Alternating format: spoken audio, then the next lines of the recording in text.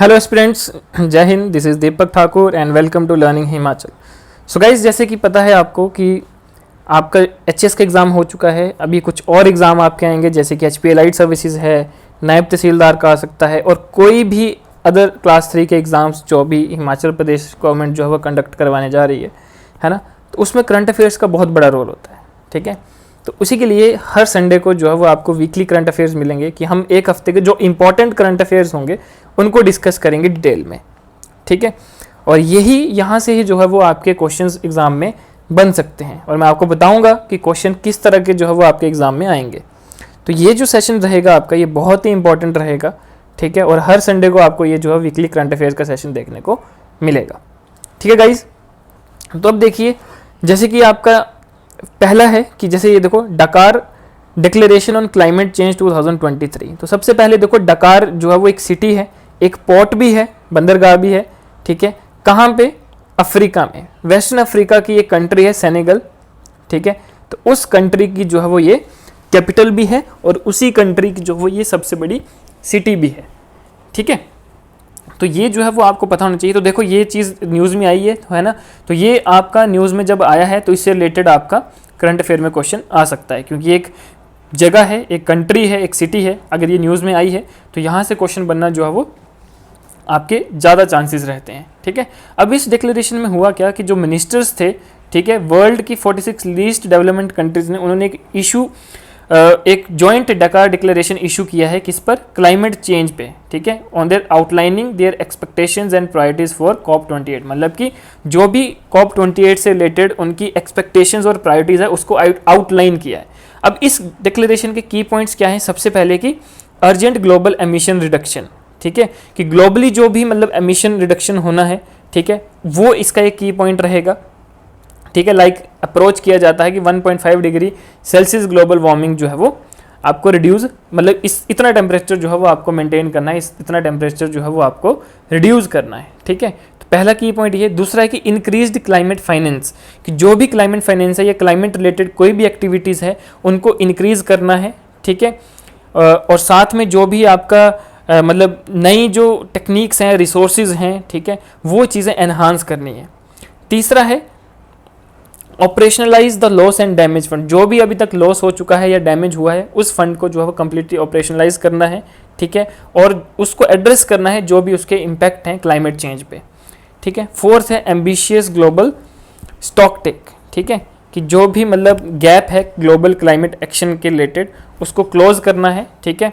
और ये global stock take का मतलब यही है कि जो भी मतलब क्लाइमेट एक्शन में जो है वो ग्लोबली क्लाइमेट एक्शन में जो गैप्स हुए हैं उनको कम करना है या उनको क्लोज करना है, ठीक है। तो ये जो मेन जो है वो की पॉइंट्स रहेंगे इस डिक्लेरेशन के। दूसरा हमारे पास इंपॉर्टेंट न्यूज़ आती है, जो अभी आपने हाल ही में सुना होगा, दैट कनाडा में और इंडिया और कनाडा के काफ़ी जगह पे डिस्प्यूट्स हो चुके हैं, है ना। डिस्प्यूट्स हुए थे, खालिस्तानी एक मतलब जो पर्सन था जो खालिस्तानी को सपोर्टर था, ठीक है, उसकी जो है वो हत्या कर दी गई। तो बिना किसी सबूत के जो है वो कनाडा ने इंडिया को ब्लेम किया है, ठीक है। तो उसके बेसिस पे काफ़ी जो है वो डिस्प्यूट्स जो है वो इंडिया और कनाडा के बीच में हुए हैं। अब बात आती है कि उससे नुकसान किसको है। तो देखो, अगर हम देखा जाए तो उससे नुकसान कनाडा को ज़्यादा है। क्यों ज़्यादा है? क्योंकि कनाडा जो है वो फेस कर सकती है इकोनॉमिक इम्पैक्ट, ठीक है। जो भी डिप्लोमेटिक डिस्प्यूट हुए हैं इंडिया के साथ कनाडा के, तो उसकी वजह से कनाडा को इकोनॉमी के हिसाब से काफ़ी नुकसान हो सकता है। क्यों हो सकता है?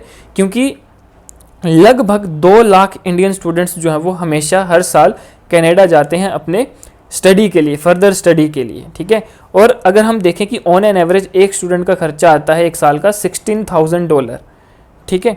तो यहाँ से अगर हम देखें 2 लाख इंटू $16,000, तो कनाडा की जो इकॉनमी है देखो तो उस पर कितना नुकसान पड़ेगा, ठीक है। और ये जो सबसे मेन बात है कि इस पे स्टडी किसने किया है, ठीक है, इस पे रिसर्च किसने किया है? तो इस पे रिसर्च किया है इमेज इंडिया इंस्टीट्यूट ने, ठीक है। तो इमेज इंडिया इंस्टीट्यूट ने जो है इसके ऊपर रिसर्च किया है कि कनाडा को जो है वो 5% डिक्लाइन होगी इंडियन स्टूडेंट एनरोलमेंट्स इन 2024 की, यानी कि 2024 में जो है वो लगभग 5% जो है वो डिक्लाइन होगा नंबर, ठीक है, जो इंडियन स्टूडेंट्स वहाँ पे जाएंगे अपने फर्दर हायर स्टडीज़ के लिए, ठीक है। और साथ में जो है वो मतलब लगभग 2 लाख स्टूडेंट हर साल जाते थे तो इसकी वजह से अगर हम ऑन एन एवरेज एक स्टूडेंट का $16,000 अगर लगाएं तो उससे उस हिसाब से काफ़ी नंबर जो है वो काफ़ी ज़्यादा है, जिससे कनाडा की इकोनॉमी में जो है वो इफ़ेक्ट हो सकता है।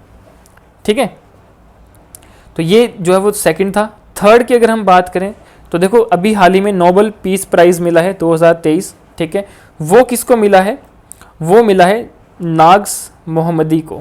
ठीक है, तो नागिस मोहम्मदी जो है वो एक prominent Iranian women's right advocate हैं। ठीक है, और इनको जो है वो 2023 का नोबेल पीस प्राइज़ मिला है। क्यों मिला है?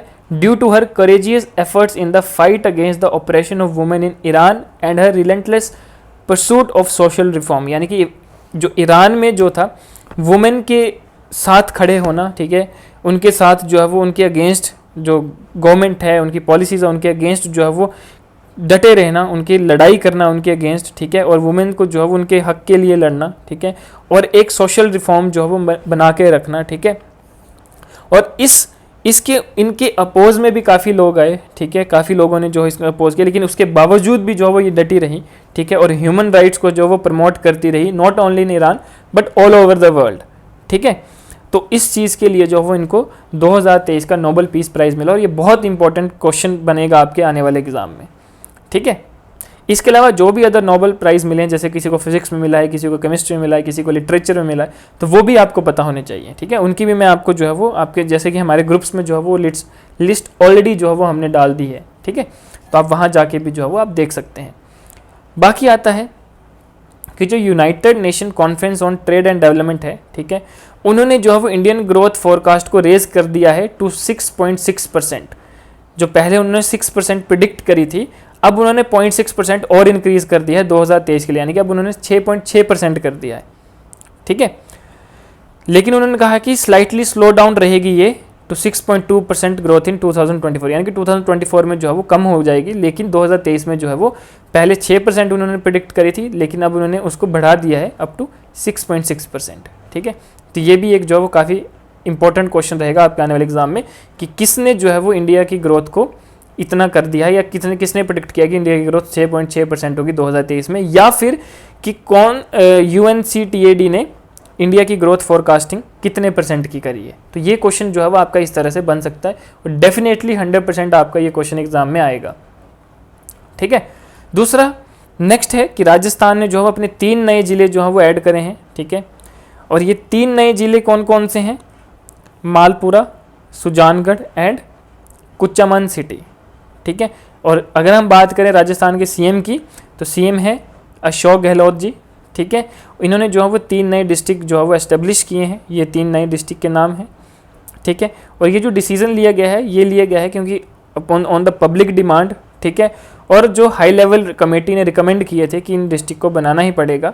ठीक है, और इसी के ही साथ राजस्थान में जो है वो अब टोटल 53 डिस्ट्रिक्ट जो है वो हो चुके हैं। ठीक है, तो ये भी क्वेश्चन जो है वो इंपॉर्टेंट है कि ये जो 3 डिस्ट्रिक्ट के नाम जो है वो आपके एग्जाम में आ सकते हैं उसमें। ठीक है, कि जो स्टेटमेंट वाइज क्वेश्चन होते हैं कि ये 3 डिस्ट्रिक्ट कौन कौन से हैं। ठीक है, तो ये आपको पता होना चाहिए। आगे अगर हम चलें तो देखो बिहार गवर्नमेंट ने जो है वो अनाउंस किया है 10% reservation for economically weaker section in judicial services and law colleges. ठीक है, तो देखो जो बिहार गवर्नमेंट है, ठीक है, उन्होंने 10% रिजर्वेशन जो है वो घोषित करी है EWS के लिए। ठीक है, जुडिशियल सर्विसेज में और जो गवर्नमेंट रन लॉ कॉलेजेस हैं और यूनिवर्सिटीज़ हैं उसमें। ठीक है, और ये कब किया है? जब स्टेट ने अनाउंस किया है अपना स्टेट कास्ट सर्वे डाटा, यानी कि on the basis of cast.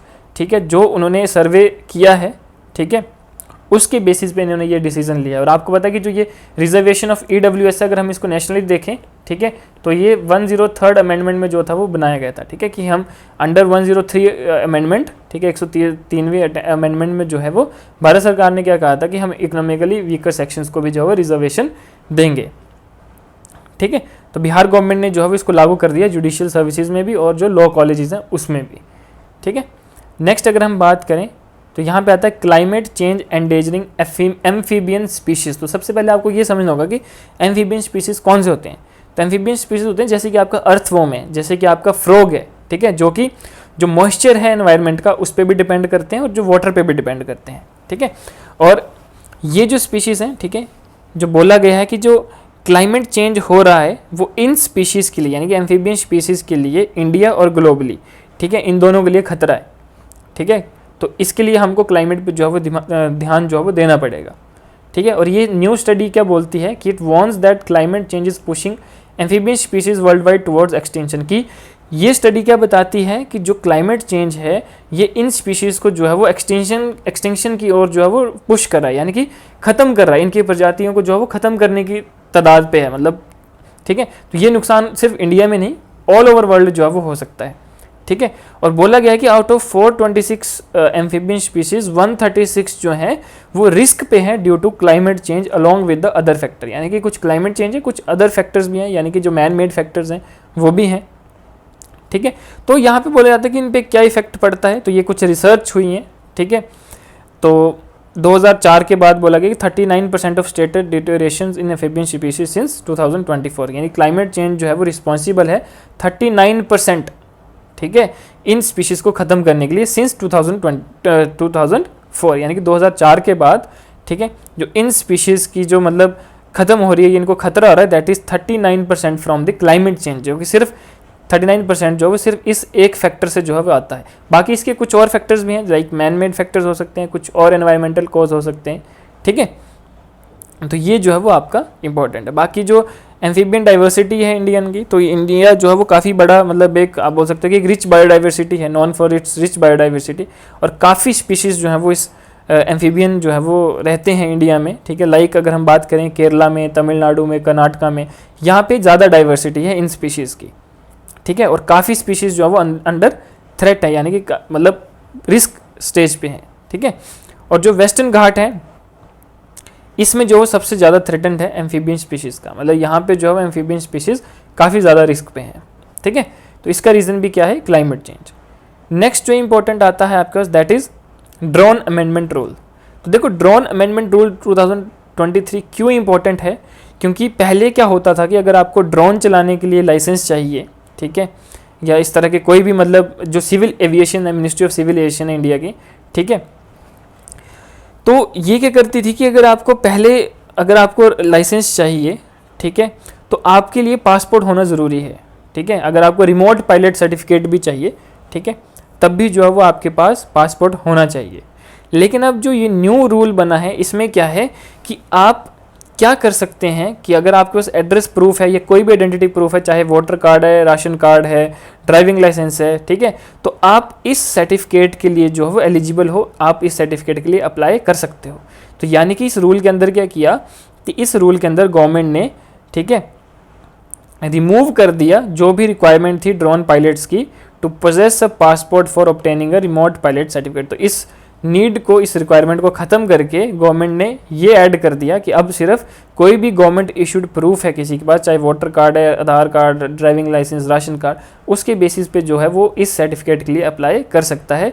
और ये जो रूल है it will come into effect from 27 सितंबर 2023। तो 27 सितंबर 2023 से जो है वो ये रूल आ चुका है, ठीक है, इट्स कम इनटू इफेक्ट, ठीक है। और ये क्यों बनाया गया है रूल, ताकि, क्योंकि देखो सबके पास पासपोर्ट तो होता नहीं है ना, तो ये रूल इसीलिए बनाया गया है, it's aim to liberalise, promote and streamline drone operations across the country, ठीक है, ताकि 2030 तक जो है वो इंडिया जो है वो ग्लोबली जो है वो ड्रोन हब बन जाए, ठीक है। तो इसलिए इस रूल को जो है वो पास किया गया है, ये न्यू अमेंडमेंट जो है वो लाई गई है इस रूल में 2023 में, ठीक है। तो ये आता है क्योंकि आपको पता है कि जो एग्रीकल्चर सेक्टर में जो काम कर रहे हैं लोग, है ना, उनके पास पासपोर्ट नहीं होता है, तो दैट्स वाई वो अपने किसी भी गवर्नमेंट आइडेंटिटी कार्ड से जो है वो इसको अप्लाई कर सकते हैं। तो गाइज़ देखिए, ये थी आपकी कुछ इंपॉर्टेंट करंट अफेयर्स, ठीक है, जहाँ से क्वेश्चन आपके डेफिनेटली एग्जाम में आएंगे, ठीक है। तो ये आपको करंट अफेयर्स हर वीक जो है वो संडे को आपको देखने को मिलेंगे, और मैं आपको इसी तरह से बताऊंगा कि किस तरह से जो है वो आपके यहाँ से क्वेश्चन पूछे जा सकते हैं एग्ज़ाम में। Clear guys? तो गाइज़ चलते हैं आगे, ठीक है। तो अब हम नई वीडियो में जो है वो आपके साथ मिलेंगे, ठीक है, कुछ और टॉपिक्स के साथ। तब तक के लिए thank you, wish you very all the best, जय हिंद।